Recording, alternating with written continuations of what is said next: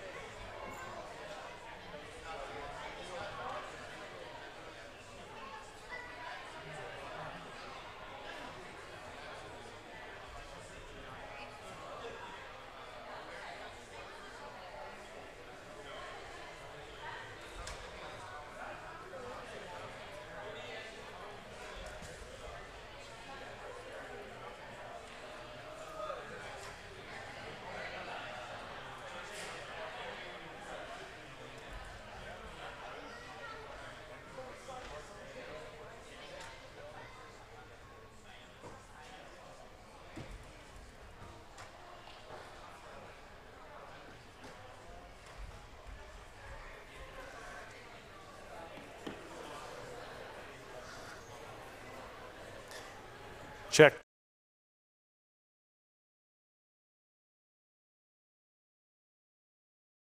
They'll be coming back in. It always happens. They're like, oh no, not this guy. And then they're like, hey, I heard he's not too bad. So we are right on time. It is 7:30. Would you like to start? This is my favorite time of year, from Memorial Day to July 4th. It's really cool to get to go to the Memorial Day parade. It's very somber. There's great bands, and you reflect on those that have perished and those we remember fondly, and all the way through July 4th and our independence and all the great parties. Woohoo. So it's also pretty cool. Now we have the next 5 weeks to find out what we're celebrating and where all this greatness comes from. Where's all the excitement? What's it all about? And how did we get to be here in America? And how did we get the freedoms that we have? So we're going to start way back, and we're going to take a look at pretty much where it started was in England. And we're going to go back all the way to basically the beginning of the Bible and slightly before that. So there's a lot of names we're going to talk about, which I didn't know about until I researched this myself, but we're talking about England. Englanders were known as the Celts. So back in 55 BC, there was this really cool island country there, and this drew the attention of the Roman Emperor Julius Caesar. He liked to dominate, he liked to take over the world, and he said, you know what, let's take England. He sent an invading army, and this army at this time was not able to capture England in 55 BC. Julius Caesar, he was also his grandnephew, we know 55 years later, was Caesar Augustus, who was the Caesar in charge when Jesus was born. So this was his would be his great uncle there. So then later in 43 AD, about 100 years later, Roman Emperor Claudius sent another army, and this army did conquer England, and Rome ruled over England for about the next 600 years. So Rome brought to England elements of their own civilization. So they like to construct huge aqueducts, paved roads, right? Large forums, arenas, baths, theaters. So a lot of this stuff and their city design and layouts were incorporated in England. So you had traders, craftsmen arriving, and the population grew. So this is like an example of what they would do, the city layout. It kind of didn't quite come through, but there's the cattle market there on the left, and you have the forum there. So this would be a city in England. On the left would be the aqueducts that would run in, and so these kind of layouts. So in England today, here's an example. There's many examples of this, is Roman architecture and influence in England. So you can see the English spires, the traditional Big Ben clock tower kind of stuff in the background, built around the original Roman bathhouse there. So looks great to this day. They had great architectural style. So it was not a peaceful time in England at this time. So in 120 AD, there was a new emperor, Hadrian, and he constructed a massive border wall between England and Scotland. So Scotland's the northern part of the island of England, like the top half. I'll show you a map later on that. But this wall that they built, historically, this was then the northernmost wall, the northernmost border, this wall of the Roman Empire. So this is as far north as Rome went, from Italy all the way up to just before Scotland. Centuries later now, Rome began to crumble. They started to withdraw troops from England, send them back to Italy to help fight there. And Rome eventually fell in 410 AD, and it fell to the Visigoths, which was basically northern Europeans had migrated down and eventually overthrew Rome for a variety of reasons we don't have time to get into now. So at this point then, England was left alone to defend itself. So it had the Romans there, their great armies, and they would protect them from invaders, right? So now they're basically gone, and now they're on their own. So England hired Danish mercenaries, soldiers, to help them out, to defend themselves from invaders like the Scots, who would be coming down from the north. Also, you had a bunch of other people too, we'll talk about, but the Danish forces then turned on the English and established their own kingdoms in England. So the Danish people from northern Europe, they're actually called the Saxons. So Danish were the Saxons. Other groups invaded England as well, the Angles, not the Ingles who are here tonight, but these are the Angles. These were the northern Europeans from modern day Germany and Spain. So we probably have a lot of ancestors, ancestral descendants here tonight. So this is the term Anglo-Saxon. So you hear that. So you hear the term that the left hates as Christians, first of all, right? The next thing they hate is Protestant Christians. So there's a term called WASP, if you ever heard that term. So it's white Anglo-Saxon Protestants. They're the most hated by the left. So that would be the Anglo-Saxon is people from northern Europe, the Saxons, and the Anglos, so white Anglo-Saxon Protestants. So that's where they get that term from, and those people then, many of them migrated to America, and those were a lot of the founding fathers, were these people, Angles and the Saxons. So here's the wall, here's Hadrian's wall, that's still there, and that divides England from Scotland. So you had, and it was of course larger at spots, there was large guard towers. It was 20 feet tall with spots for archers to shoot out, and it was a massive fortification at the time. So, and of course the fighting tactics were brutal. Axes, hatchets, swords, spears, shields, archers, cavalry, really some brutal fighting that took place here. So now as time went on, you had sort of small villages you have Anglos, you had Saxons that were there. And it was really a dark time because you also had the Vikings that were invading as well. And you had a lot of infighting as well. So even though this was a dark time, there was a lot of art and literature that was being created at this time, inspired by Christianity. And there were a lot of people being saved as well. The Catholic Church was still dominant, but there were still a lot of Christian people there. So the Vikings, they were invading England and Scotland. The Vikings liked to rob the monasteries. That was their big thing. They were kind of easy pickings. They didn't like the Catholics, and they'd have a lot of treasures there. They'd have guards, but it would be, let's raid the monastery and take all the gold and let's run for it. So they also didn't just hit and run. Some of them did actually establish villages too. So you had this effect going on as well. So modern day Norway, Sweden, Denmark is the homeland of the Vikings. Leif Erikson, one of my favorite characters in history, he's the son of Eric the Red, great explorer. He was a Viking. He was born in Iceland, which is west of England on an island there. He also explored Greenland. He probably discovered North America. It's basically a historical fact. He did make it to the Western world before Columbus, about 500 years. And so this is about 1000 AD. And he actually brought a pastor along with him, and he'd share the gospel wherever he went. So he was actually really one of the first worldwide evangelists in this part of the world. So there was incredible amounts of influence on England, and we'll take a look at why here. So we talked a little bit about this. So this was kind of like the prized island there, the United Kingdom.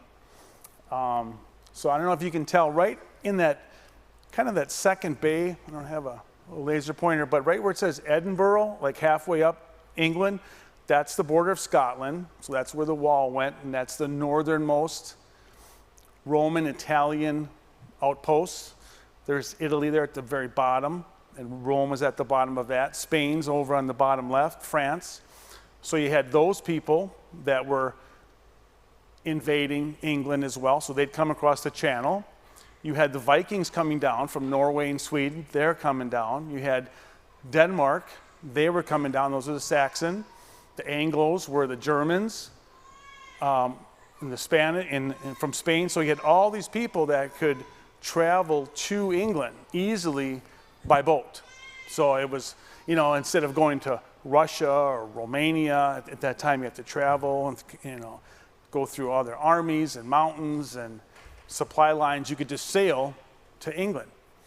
And then to the west of that, of course, is Iceland and Greenland.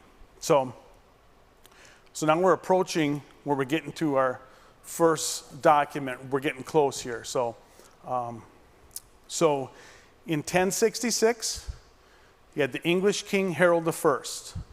So he had a battle with the Vikings, and he defeated them at Stamford Bridge. It was a famous battle. Then this Harold I, King of England, was defeated by the French king William at the Battle of Hastings.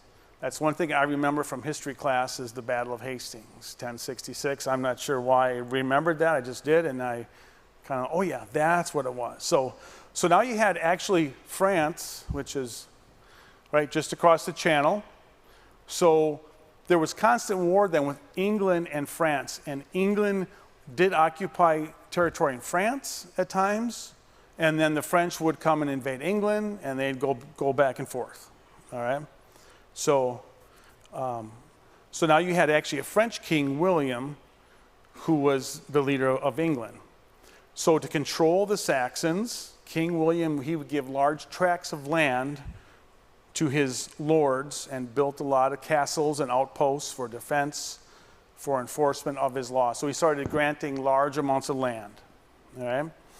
And to raise money for his armies then, he ordered a detailed inventory of all English lands be taken. So this is kind of like our current property tax roll. And the name of the book that he put all this in was called the Domesday Book. Sounds like Doomsday Book. Kind of like me when I pay my property taxes every year. It's like a doomsday for me. It's a huge bill that I have to pay, and it's based on my property and the legal arrangement of my land and who owns it. And we all have these recordings at the tax office, and that's what this was. So then he could tax the land and fund his armies. So this is the oldest remaining book of detailed land inventory of any nation, and there's like 4 of these books that actually still survive. So this goes, records all the land in England, basically, the land, the description, and who owns it. So land has always been a very important thing, a very detailed thing, and something that requires payment, requires ownership, requires maintenance. And if we look at the biblical context of this now, we can look at the Israelite property law in the Bible, and it's marked by a concern for the rights of the individuals and also safeguards for the rights of the poor, the widows, and the orphans. So if we go back to our Old Testament, every Israelite family was allocated a plot of land at the original apportionment at the time of Moses and Joshua. So you guys remember that when they went into the Canaan land, they took the land, then they started to give the land to the tribes, to the people. So they owned land. So land ownership was a very important thing back to the beginning of the Bible. So in Numbers 26, it says, "And the Lord spoke unto Moses, saying, Unto these the land shall be divided for an inheritance according to the number of names." And continuing on, "According to the tribes of your fathers ye shall inherit." So there was a passing along of land. It was very important, your name, and the sons would inherit the land. And the land was really not to be sold. Like if the Espersons had land, they would give it to their son, and then that son really wasn't supposed to sell it to the Smiths, and then it would belong to someone else or to another tribe or another culture. It was supposed to stay in the Esperson family. So that's what they did mostly. So if you see in Leviticus 25, it says, "But the land must not be sold beyond reclaim, for the land is mine, ye are but strangers resident with me." So God wanted those tracts of land to stay in Israeli hands. Later, the growth of cities, especially in, would be 5, 6, 7, 800 AD in Israel. Particularly, they would sell their land. They started to sell it. Small farmers, because of debt, were forced to sell it. This land were supposed to be returned to the original owner. So every 7 years, there'd be a forgiveness of sins and a forgiveness of debt. It kind of went together. And every 50 years, every 7 of those, there was the Jubilee year. And any debt you had was forgiven. Any land you had mortgaged or someone had taken from you because you had to sell it, they would give that back. So that's what was supposed to happen. So again, the land was very meticulously recorded and owned. And that's an Old Testament principle. So we can look at some of these transactions in the Old Testament. Let's see where I'm at on my slide. So you have Jacob's purchase of land at Shechem. And in Genesis 33, David's purchase of the threshing floor. He wanted to build an altar to the Lord too, just like Jacob did. But he didn't take the land or take someone else's land and say, "Hey, this looks nice, I'm going to build this altar here." He actually bought the land. And then he built the altar. He bought the threshing floor, if you remember that. Then he built the altar to the Lord. Boaz's purchase of a field from Naomi in Ruth 4:9. Abraham purchases the cave of Machpelah in Genesis 23. Jeremiah purchases land from his impoverished cousin Hanamel in Jeremiah 32. And they're actually very detailed about what they do with this land. So he said he subscribed it, he sealed it, he took witness, and weighed him the money in the balances. I took evidence of this purchase according to the law and custom. And then he says it was 17 shekels of silver. So it was very much a legal transaction. It was like we would call today notarized, authorized, paid for, received. Payment is made, possession is taken. Capitalism, okay? Money is exchanged between individuals. Capitalism is a biblical principle. It was never the case where, the government owns all the land and they give you a little parcel to grow your food on, and you're happy that you have this parcel like they do today in North Korea, China. You don't own land, you don't own your own business, you don't decide what happens on your land. That's not biblical. The Bible teaches capitalism, ownership, property rights. These are all biblical standards. And Shechem actually became the capital of the new kingdom in 1 Kings 12:1. And the bones of Joseph were brought out of Egypt and buried in Shechem. This was the land that Abraham had actually bought. So, and then Proverbs 31. People often talk about what a great woman that is. Proverbs 31, great example of a woman, kind of all women in one. But it says, she considereth a field and buyeth it. So again, she considers land and she buys it. She doesn't steal it. She doesn't just occupy it. She owns this land. It's hers. She decides to buy it. She pays money. She records that. And that's her land. And this is actually Shechem today over in Israel. So there's been some different pagan things built on this land over the years, and some Baal worshiping things there. But that's Shechem. So now we're getting a little bit closer to the birth of this freedom idea. It's coming up. So in 1100, King Henry I began bringing together different parts of England under one rule. The king's courts were reorganized to give the same kind of justice throughout the land. And this is kind of a first, where if you were in the northern tribe or the southern tribe, wherever you were, you still were going to have the same ability to be judged and to have the same laws applied to you as it were to other people. So the problem with this was, the king was the head over all the departments. So there were different departments, but the king was still the head. So it's kind of like you had a separation of powers, but yet you had a veto where the king could still veto anything. So right now we have the executive branch, the legislative branch, the judicial branch, and they really aren't supposed to overlap and tell each other what to do. But in this case, you could with the king. So from 1100 to 1200, the kings of England were mostly wise and just men. They were able to carry out their reforms without arousing too much anger from the nobles, so they could tax and they could do things, and it really didn't bother people too much. And right at the end of the 1100s, you guys might know this from Robin Hood, is he had Richard the Lionhearted, or Good King Richard as he was known, and he did spend about 15 years either on crusades or fighting in France. And so he was gone for all but about 6 months of his kingship.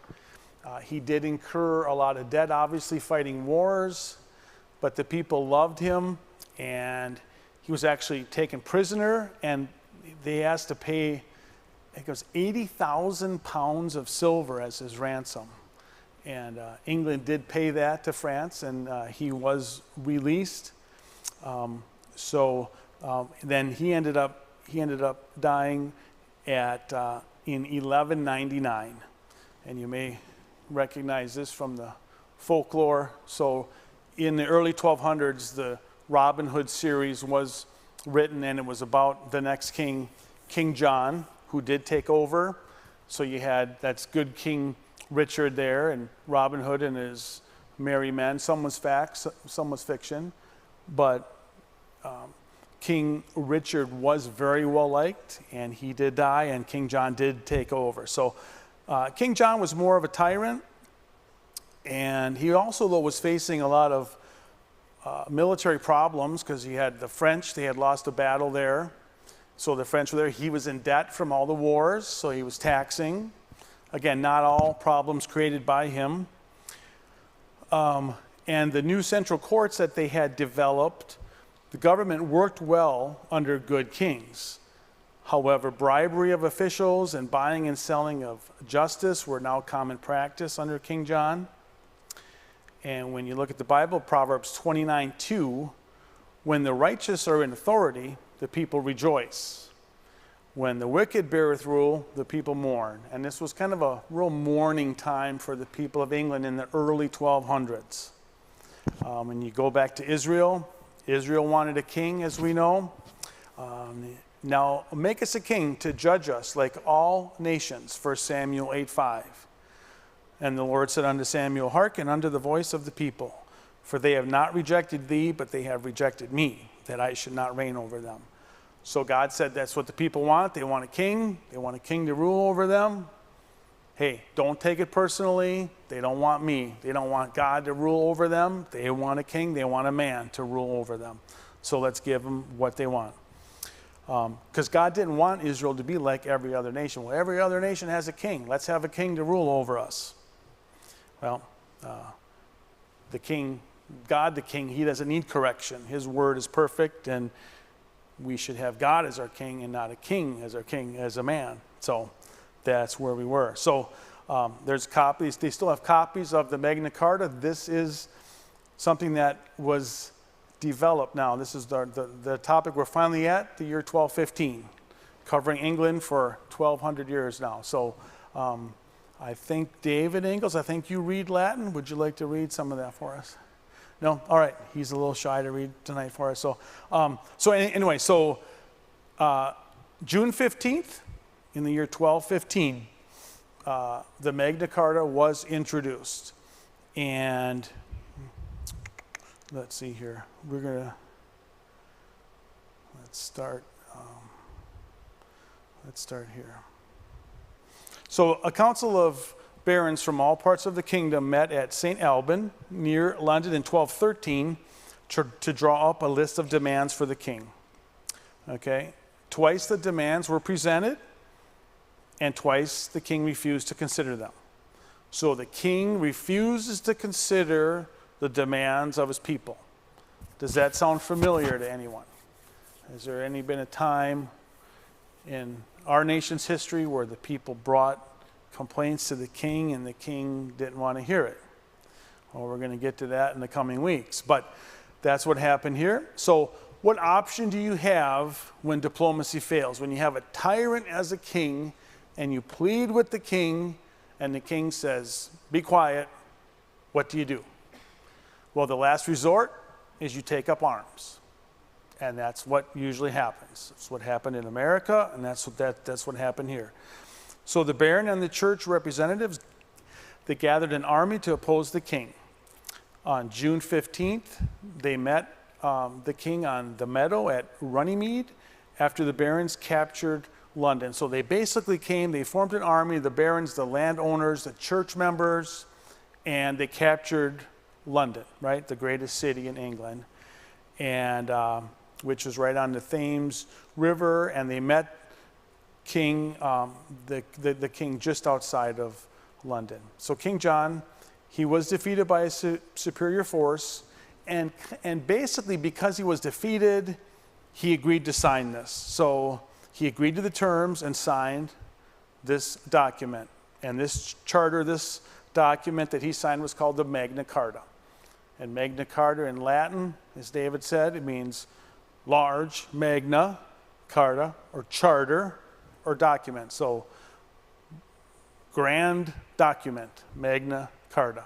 So that's what he signed. So this Magna Carta contains 63 articles, or each one's kind of in a paragraph. There is an English translation of this you can read through. We're not going to do that tonight for sake of time. But it did promise certain rights to the nobles, who then promised certain rights to the freemen under their control. So at this time, everybody wasn't free. You'd have a large lord or landowner, and then he'd have servants, indentured servants, peasants, and they were kind of free, but they weren't free. They had to do whatever the nobility said that they had to do. But it was a start. So as we mentioned, so June 15th, 1215, this is where we're at now. We covered 1,200 years, 1,300 years in 25 minutes. So it starts out, John, by the grace of God, King of England, know that before God, for the health of our soul, to the honor of God, the exaltation of the Holy Church, and the better ordering of our kingdom.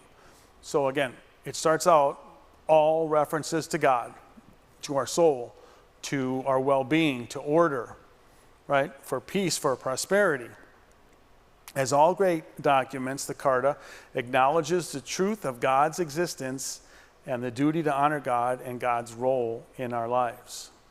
Okay? It always has to start with God. That's why everything in evolution, in teaching, in anything you do in science, in math, in philosophy, has to start with, in the beginning, God. In the beginning, God created the heaven and the earth. And that's how this document starts out, acknowledging God. Jeremiah 17:14 talks about healing. Heal me, Lord, and I shall be healed. Save me, and I shall be saved. But I will restore you to health and heal your wounds, declares the Lord. Whatever you do in 1 Corinthians, do all to the glory of God. So these guys were certain to put God first in their Magna Carta, in this great document. And it also talks about, in the introduction, the church. The church advocates for the writing of the document. So, as we've been wrongly told here, there is no separation of church and state. That's not in the Constitution, the Bill of Rights, as we will hear. It's also not in this. In fact, it's the opposite. It says, members of the church, because of the church, by the church, we implore you to do these things. So the church, as Pastor B preaches all the time, the church affects the government. The government does not tell the church what to do, but the church has impact on the government. We give our input to the government. The government does not tell us what to do. That goes back even to this. The Carta was written at the advice of our reverend fathers. So the church advised this document and wanted this document to go forth. And then it lists a lot of church leaders in the introduction as well, which we're not going to read. So, as I said, it's got 63 articles.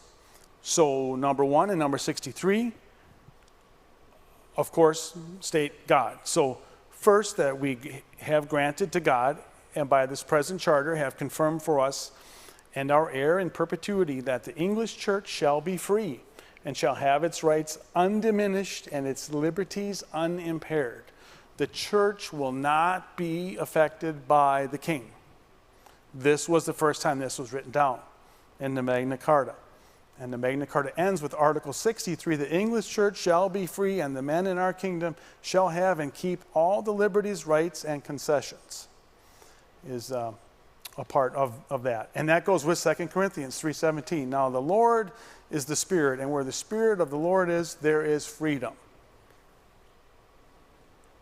So we know all freedoms come from God. They knew this back in 1215. They wanted the church to be free.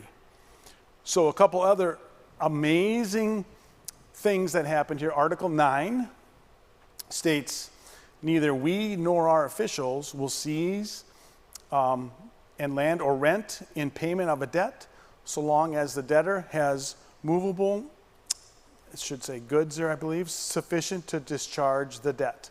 So you cannot seize and just take someone's land because the government wants to. Again, property rights, very important, very well documented in the Old Testament. You can't just come and take someone's land. That's Article 9 of the Magna Carta. This prevents illegal seizures by the government. Article 30, no sheriff, royal official, or other person shall take horses or carts for transportation from any free man without his consent.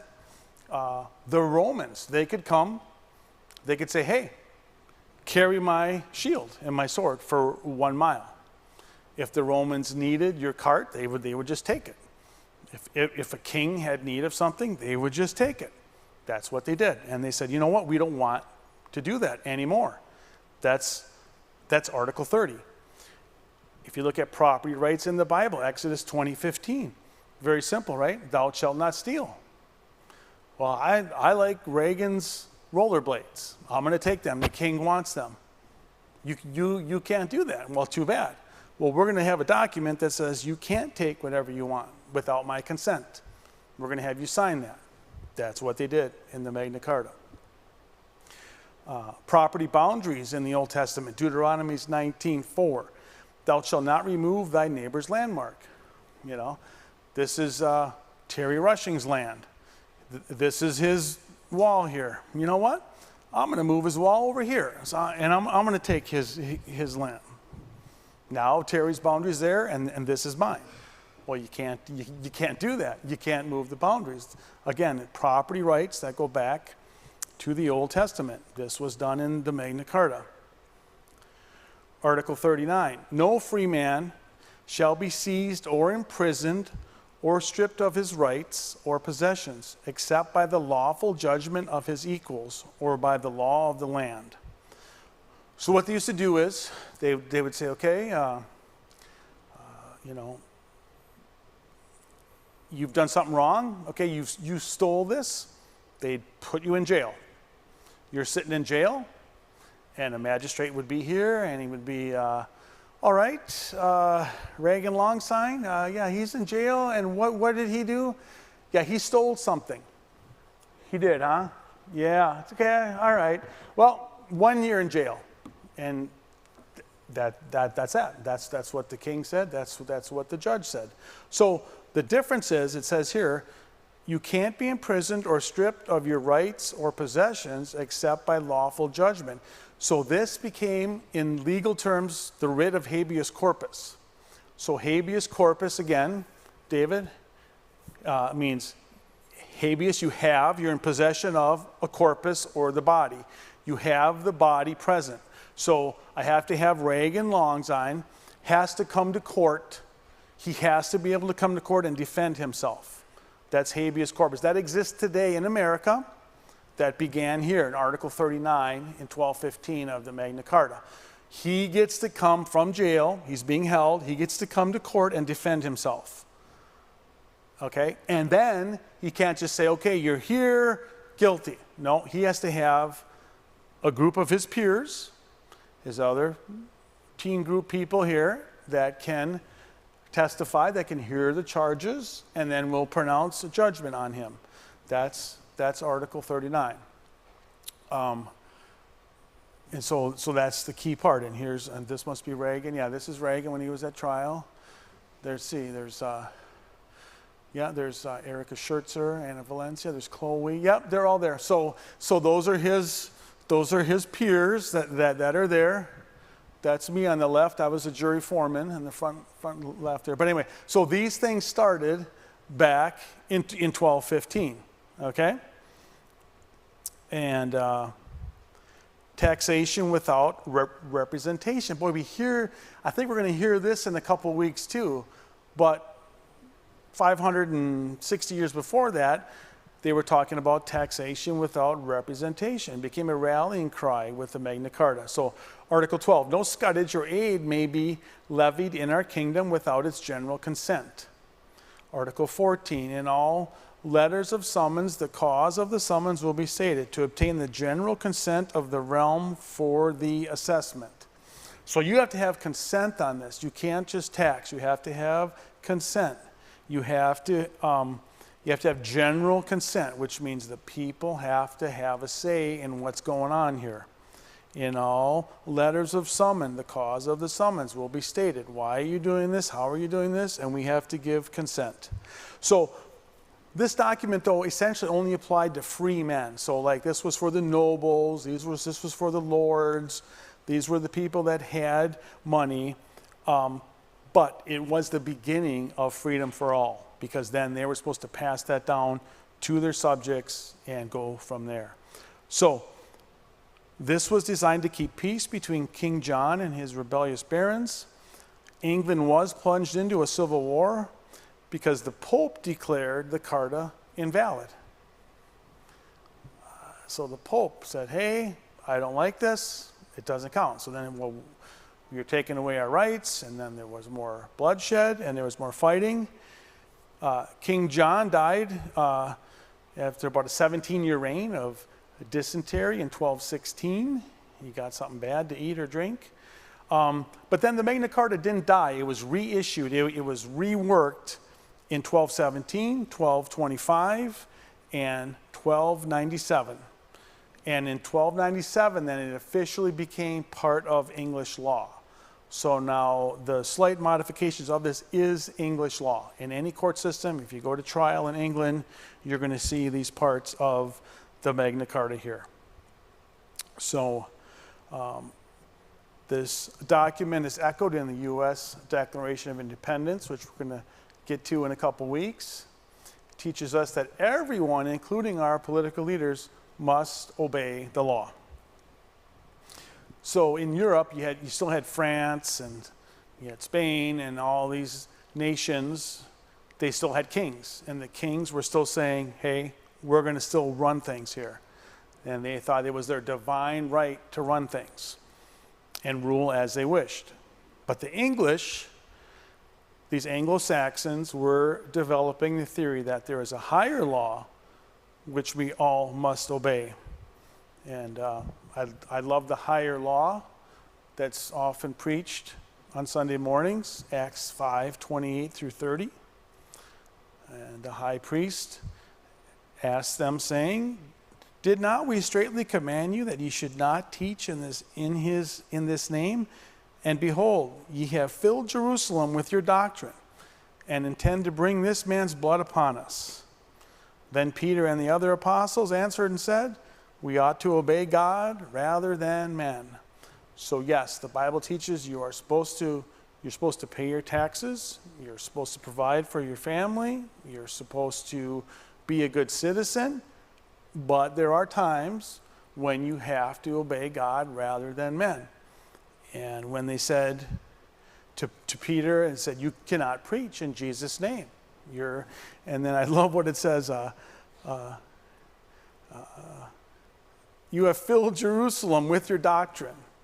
Wouldn't it be great if we filled Oshkosh with our doctrine that Jesus saves in spite of what the government says? Wouldn't that be great if we just fill every place we go with the gospel? And you intend to bring this man's blood upon us. Then Peter and the other apostles answered and said, we ought to obey God rather than men.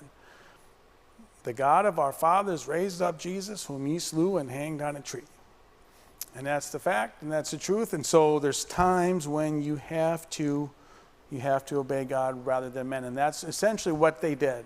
The king had a rule, he was in charge, and there came a point when they said, you know what, it's time we do something else. So that's what they did. So they had to pull out their swords, their spears, they had to take over London, they had to pull the king in the field, and they said, here's this agreement, you're going to have to sign this.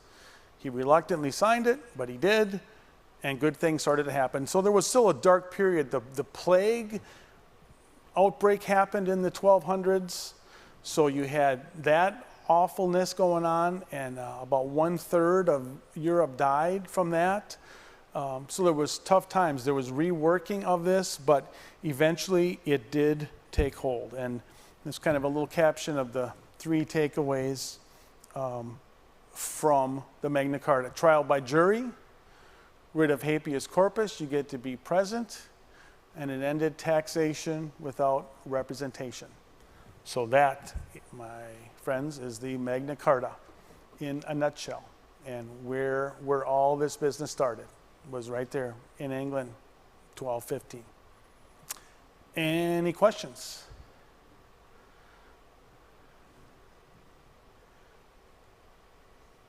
It's 8:12. Thank you all for coming. We'll see you next week. We're going to do Mayflower Compact. We won't have as much history, so sorry about the history lesson, but I know Anna loves history, so I had to get to that. So, thank you so much, everyone. Thanks for coming. You are dismissed.